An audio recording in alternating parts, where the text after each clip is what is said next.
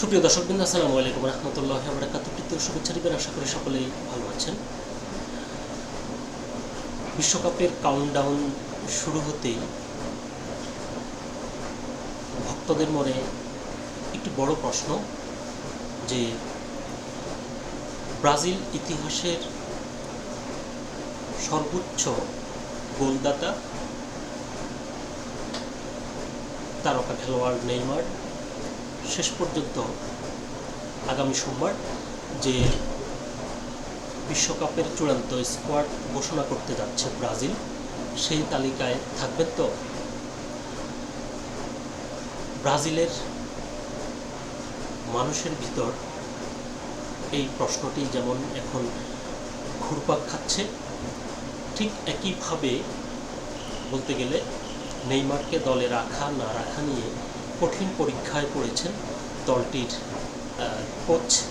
কেননা একটি দল বিশ্বকাপে যদি ভালো করতে পারে, সেটার কৃতিত্ব যেমন খেলোয়াড়দের পাশাপাশি কোচকেও দেওয়া হয়। আর যদি আশানুরূপ ফলাফল না করতে পারে, তাহলে খেলোয়াড়দের চেয়েও বেশি কাঠগড়ায় দাঁড় করানো হয় কিন্তু দলটির কোচকে। এমনকি এরকমও দেখা যায় যে বিশ্বকাপ শেষে হয় কোচকে বরখাস্ত করা হয় কিংবা কোচ নিজ থেকে সরে যায়। তো এরকম একটি পরিস্থিতি দাঁড়িয়ে ব্রাজিলের ফুটবল কোচকে একটি কঠিন পরীক্ষার মুখোমুখি হতে হয়েছে। তো এখন এই যে তিনি কঠিন পরীক্ষার মুখোমুখি হয়েছেন, সেই পরীক্ষায় কোন বিবেচনায় তিনি নেইমারকে দলে রাখবেন? তিনি কি আবেগে নেইমারকে দলে রাখা নিয়ে সারা বিশ্বের লাখো কোটি ভক্তের আবেগকে তিনি কি মূল্যায়ন করবেন, নাকি নেইমারের যে পারফরমেন্স এবং তার শারীরিক যে ফিটনেস সেটিকে তিনি বিবেচনায় নেবেন? এই বিষয়টি নিয়ে আন্তর্জাতিক একটি সংবাদ মাধ্যমের সাথে ব্রাজিলিয়ান কোচ খোলাখুলি কথা বলেছেন এবং তিনি কী ধরনের পরিস্থিতির ভিতর দিয়ে যাচ্ছেন নেইমারকে দলে রাখা না রাখা নিয়ে, এই বিষয়টি উঠে এসেছে সেই সাক্ষাৎকারে, যেটি প্রকাশিত হয়েছে বাংলাদেশের অন্যতম সংবাদ মাধ্যম দৈনিক প্রথম আলোতে।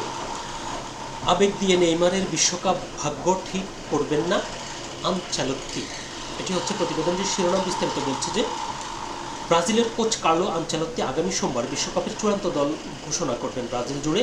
এখন একটাই প্রশ্ন, নেইমার কি বিশ্বকাপ দলে থাকবেন?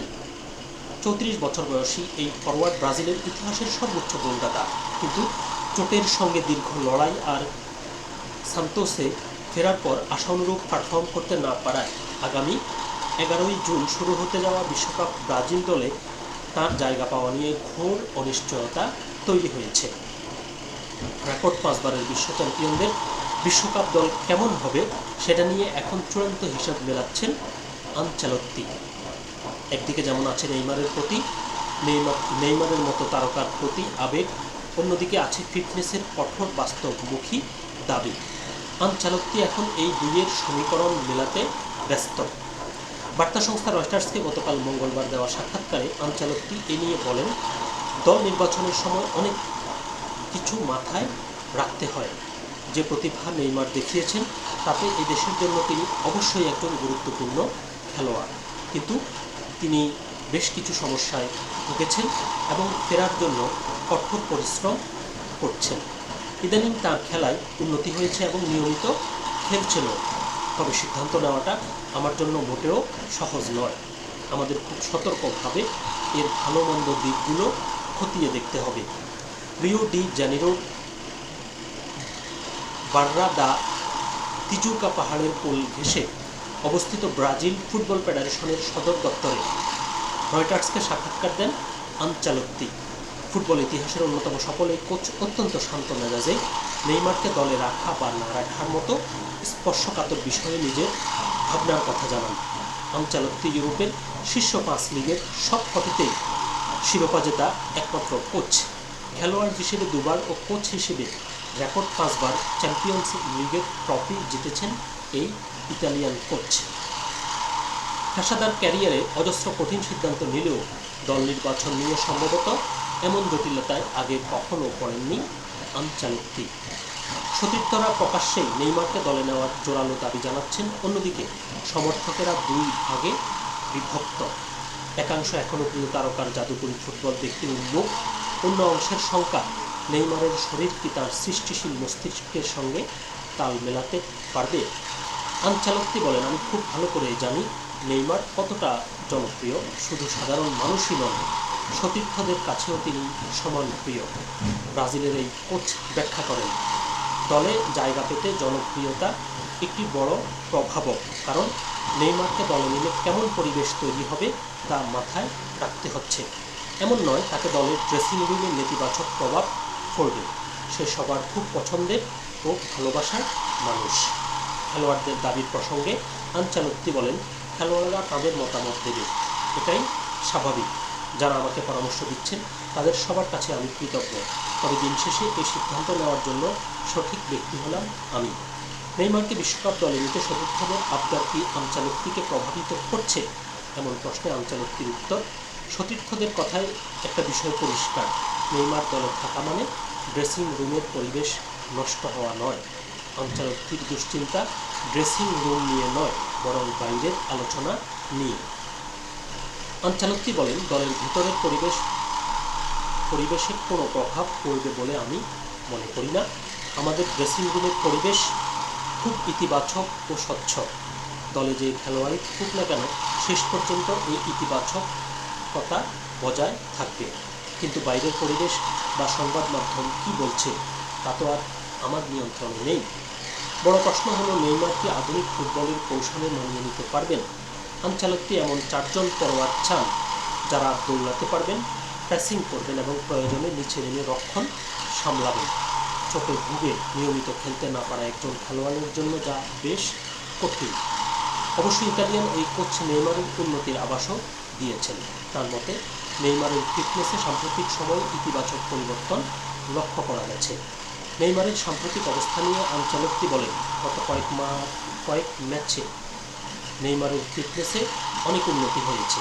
সে বেশ কিছু ভালো ম্যাচ খেলেছে এবং খেলার উচ্চ তীব্রতা ধরে রাখতে পারছে, তবে এক এক ম্যাচের ধরন এক এক রকম হয়।